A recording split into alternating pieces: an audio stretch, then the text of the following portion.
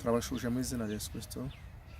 Amahoro y'Imana akomeze kubana namwe mwese aho muherereye kandi mukomeze kugira ibihe byiza. Muri kumwe na Pastor Robert rero mu kiganiro cyitwa ngo bohokana natwe kandi usengane natwe. Niwe mwanya turimo ngira ngo tuganire ijambo ry'Imana aho uri ahari hose, rero ngo iri jambo rikubohore kandi rimara kubohora unasengane natwe.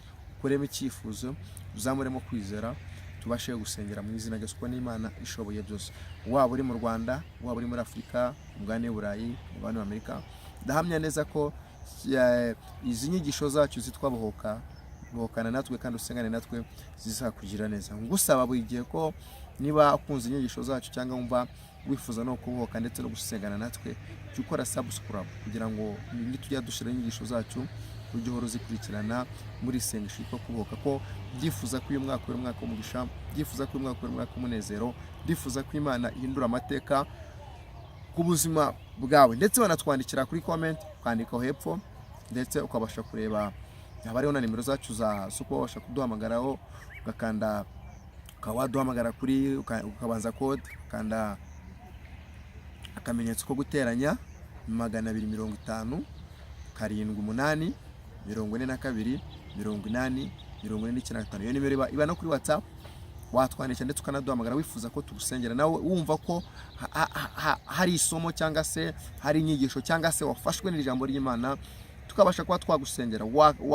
Kwandika akamenyetso ko guteranya 250 078 42 80 45. Iyo nimero ayikora kandi ushobora no kwandika icyo cyifuzo muri message cyangwa se no kuri comment, ukavuga ati pastor ndashaka usengera, ndashaka kungira neza, ko ndifuza ko uyu mwaka w'umugisha, ndifuza ko uyu mwaka w'umunezero, ndifuza kubohoka mu izina rya Yesu Kristo. Ese urifuza gusengana natwe? Ese urifuza kubohoka?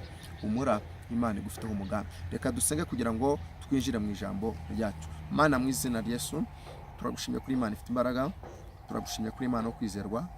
Tugiye twinjiye mu ijambo ryawe gitwa ngo bohoka. Turifuza kubohoka, turifuza ko abantu duteze amatwi ndetse barimo nakurikirana ijambo ryawe ko babohoka kandi bakakira ubutsinzi. Tugushimiye kugiye kubana natwe muri byose, ni mu izina rya Yesu Kristo, amen. Kadusome ijambo ry'Imana turi bwifashishe muri Yobu ibice 12:7.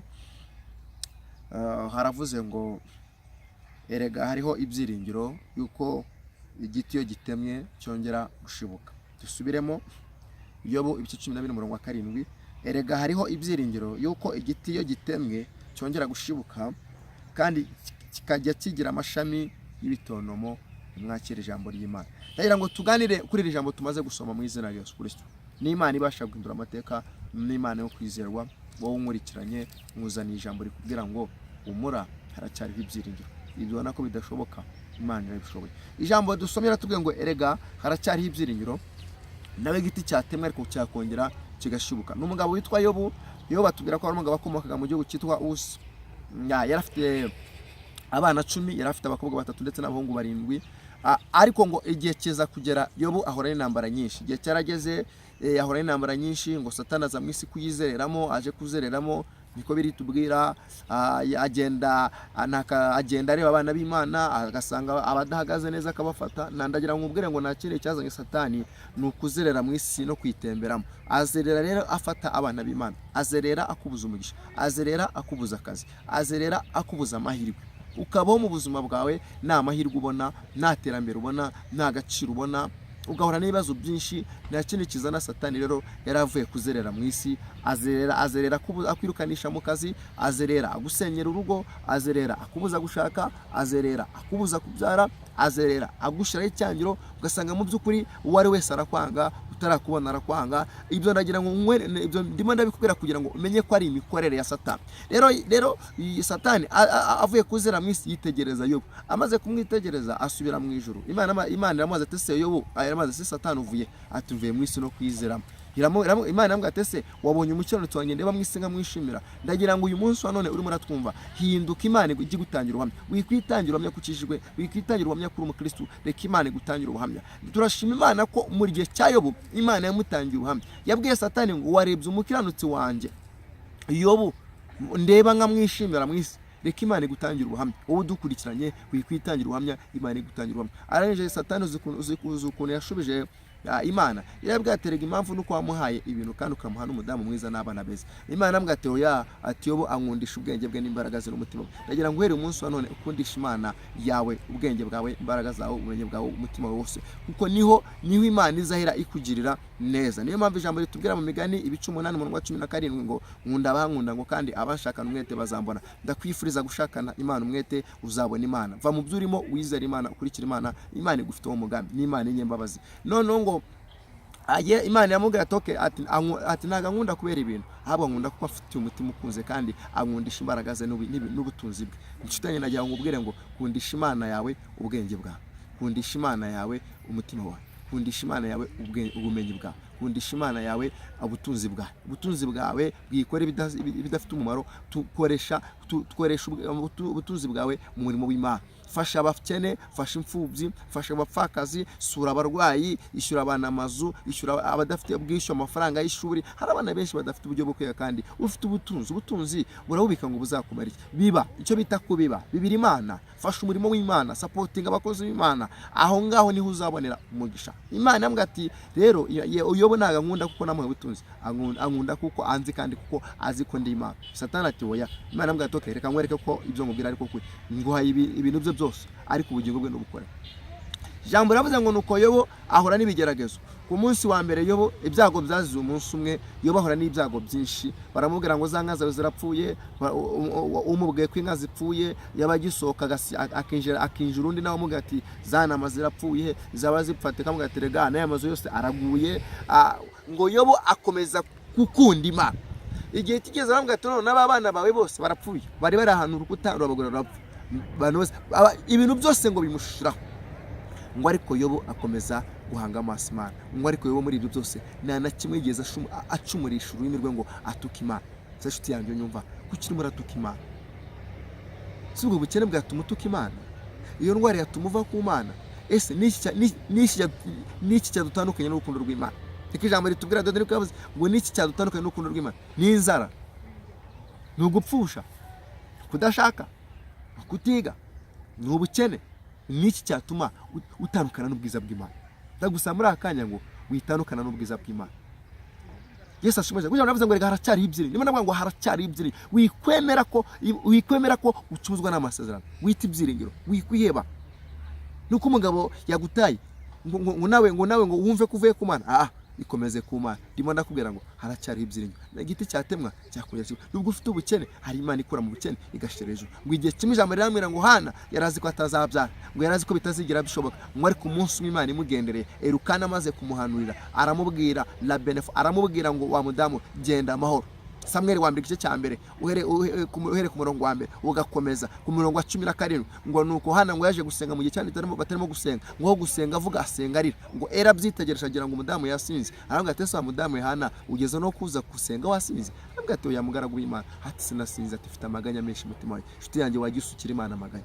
Waretse kuganyira abantu ko ntacyo bazagufasha, waretse kwitabaza abantu ko ntacyo bazagufasha. Wakwizeye Kristo ko ari wizima, wakwizeye Kristo ko ari Imana yumva, ko ari se w'imfubyi, ko ari Imana ijya yumva gusenga ko batagira shinge na rugero. Ariko Dawidi yavuze muri Zaburi 102 umurongo wa 17 ngo ni Imana ijya yumva gusenga ko batagira shinge na rugero, ngo kandi igisuzugura gusenga kwabo. Wakwizeye Kristo, umurikiranye, wakwizeye Kristo, va mu byirimo wizera Imana. Ibyo bikugoye bikuruhisha, yaba ari ideni, Imana kugira neza haracyari ibyirinyo. Ikintu cyaza bujya cyambere ni ideni. Uzi gufata ideni, uzi kugiye gucuruza ugahomba utarabona n'inyungu nawe fasha utayabonye. Uzi gufata ideni, uzi kuzishyura ukaba wubatse mu nzu, bwacya banki kavuga ati tugiye guteza cyamunara, waba umurikiranye ufite ideni. Ideni riguhindurira, ritumuhindura inzira, ideni rituma utagira ibitotsi. Birashoboka ko ufite ideni banki ihora iguhamagara kandi bakubwira ngo iyo modoka tugiye kwiteza cyamunara, iyo tugiye kwiteza cyamunara. None icyaje hari naho bateza cyamunara ugasanga na bwa bwishu nibushizemo, ahubwo bagakomeza nanone bashaka yandi. Ariko izere muri iri jambo hari Imana ijya yishyura amadeni.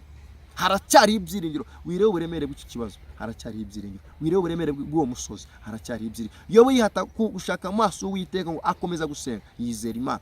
Haleluya. Imana ishimwe cyane. Ndagukundisha gukunda Imana, ndagukundisha kwizera Kristo, ndagukundisha kwizera ijambo ry'Imana. Wikwizera abanizera Imana ni inshuti idahemuka. Twagiye twizera abantu, nawe umurikanya habo wagiye wizera bakumara iki ko bakuvuye ko byarangiye bakuvuye. Izere Kristo ni umufasha utabara kuboneka. Dawidi yabyanditse neza muri Zaburi ya 46 umurongo wa 2. Yaravuze ngo Imana niyo buhungiro bwacu, ni igihome cyacyo kidushingiye n'amanywa n'ijoro. Ageze muri Zaburi ya 91 avuga ngo uwa mu rwishozi rwisumba byose azahama mu gice cy'ishobora byose. Haleluya. Yobu ngo nuko none ngo Satani aramugerageza ngo Yobu yihata gushaka amaso Uwiteka. Abana amaze gupfa ngo umudamu we kuko arangije nawe araza Satani amunyuramo aravuga atese mugabo mwiza wabusenga Imana ikagukuraho ibintu, wabusenga Imana abantu bagapfa. Niko ijambo ritubwira ngo ariko baramubwira atese ni gute twara twishimira ko Imana byiza nitwishime ko yaduhaye nibi. Ndagira ngo mbwire inshuti yanjye nukishime ko Imana yaguhaye ibyiza, nukaze gusenga mu butari ko Imana yaguhaye ibyiza,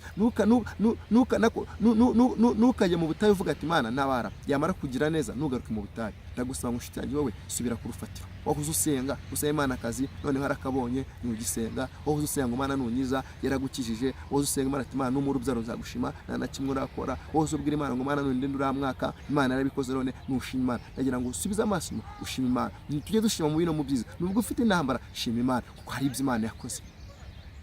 Imana dufashe cyane. Ngo Yobu yikomeza gushaka Uwiteka ngo Satani yakindi yakoze yamuteje indwara. Yobu ngo arwara indwara yitwa ibishyute. Yobu ngo ararwara ngo bihera mu bworo bigeza ku musatsi. Yobu arwara ibibyimba ngo akajya ngo ageze ngo akajya yishimisha ururyo ngo bigezeho ubuzima burakomeye. Yobu yigira no kujya mu buvumo ngo akomeza kwizera Imana ngo akavuga ngo Imana haracyari aravuga ngo aracyari ya Mana ivuga bikaba kandi wategeka igakomeye. Ndashima Imana ko ari Imana itazemera kurwa n'isura. Ni wizera Imana nubaha Imana ukayiringira aho uri hari hose Imana yazagukoza isoni. Wa musore we ntabwo Imana izagukoza isoni mu izina rya Yesu. Wa mupapa we ntabwo Imana izagukoza isoni. Wa mumama wa mukobwa ntabwo Imana izagukoza isoni. Dawudi ukuntu yabivuze neza yaravuze muri Zaburi ya 25:3 yaravuze ngo siko bizaba bamutegereje ngo keretse bava mu isezerano nta mpamvu. Sinkwifuriza kuva mu masezerano, ndakwifuriza kuyagumamo.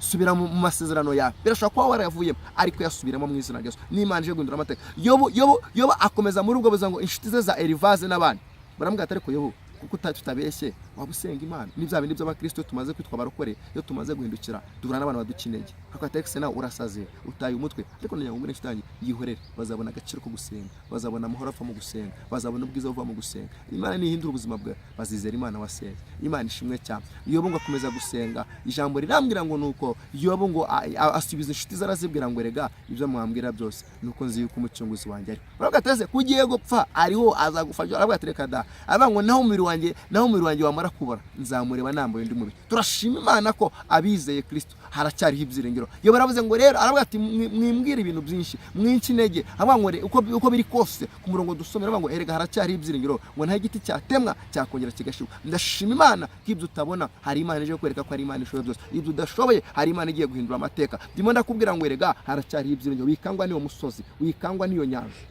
wikangwa niyo muraba, wikangwa hoya humura tuza umutima. Vuga ngo umutima wanjye tuza, vuga ngo umutima wanjye humura, vuga ngo umutima wanjye witinya. Hari Imana imbwiye ngo haracyari ibyiringiro ije guhindura ubuzima bwawe, ije guhindura amateka. Imana yakunumye kumbwira ngo uyu ni umwaka w'umugisha, uyu ni umwaka w'umunezero, ugiye guseka nk'abana. Igihe kimwe ngo Imana yagiye kubwira Abraham ati nzagusetsa n'umudamu we Sara bakumva n'ukubeshya ngo ariko igihe kigeze. Imana idufashe cyane, Imana tugire neza. Ndimo ndakubwira ku mbaraga zitwa ngo haracyari ibyiringiro ngo igihe kigeze ngo nuko Imana igenderera. Niko ijambo ritubwira Imana igendera Sara ngo asama inda arabyara umwana witwa Isaka. Ijambo riramwa ngo yarasetse cyane ngo aravuga ngo ubanza n'abazabyumva bose bazafatikanya nanjye guseka. Yibagirwa ko afite n'abanzi bamurwanya. Inshuti yanjye Imana guha umunezero ikwibagiza uburibwe n'ububabare wanyuzemo. Ndagira ngo umubwire ngo humura aho hose haracyari ibyiringiro. Iyo bakomeza gusenga byaje kurangira ngo Imana iha amahirwe ya kabiri Yobu kuruta ya mbere. Ndashima Imana iyo wizeye Kristo wakira amahirwe ya kabiri aruta ya mbere. Ndagira ngo muri uyu mwaka uzakira amahirwe ya mbere aruta ya kabiri. Izere iri jambo, ni ijambo rirema, ni ijambo rihindura. Ariko narimo ndakubwira ngo haracyariho ibyiringiro. Ibyo ubona ko byabuze haracyari ibyiringiro, ibyo ko bidashoboka haracyari ibyiringiro. Izere iri jambo, Imana ihindura amateka yawe. Ndagira ngo ngusengere mwaka kanya mwiri jambo nkubwira ngo erega haracyariho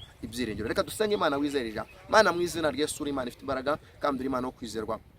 Dusenge abantu bubishira ijambo bari bateye ibyiringiro umvuga ko bidashoboka, bari bihebye, bari biganyiriye. Ariko ndabasengeye Mana nkuko ijambo ryo ritubwiye ngo erega haracyari ibyiringiro ngo nta giti cyatemwa ariko cyakongera kigashibuka. Ndabasengeye mwiri isengesho mu izina rya Yesu. Reka buri wese asubizwemo ibyiringiro kugira ngo menyekane kuri Imana, kandi buri wese Mana uhindura amateka ubuzima bwe kugira ngo abone kuri Imana ibasha guhindura ubuzima bwe. Ndagushima Mana kubikoze mu izina rya Yesu Kristo, amen. Wizere ijambo irahindura byinshi, irahema byinshi. Mwari kumwe na Pastor Robert mu kiganiro kivuga ngo bohokana natwe kandi usengane natwe. Ndakwifuriza ko iri jambo rikubohora ndetse n'isengesho tumaze gusenga rigahindura ubuzima bwawe. Jya ukora subscribe kugira ngo ujye ukomeza ukurikirana izi nyigisho zacu zizajya zihora zinyuraho buri gihe, kugira ngo ndifuza ko uyu mwaka uri umwaka w'umugisha, umwaka w'umunezero. Wakora subscribe ndetse ukaba wanatwandikira kuri comment ndetse ukatugira inama ndetse ukanadufasha yaba mu gusenga izi nyigisho kandi zigufasha jya ukomeza wohereza n'abandi kugira ngo ubutumwa bwiza bwawe. Mwari kumwe na Pastor Robert. Shalom shalom.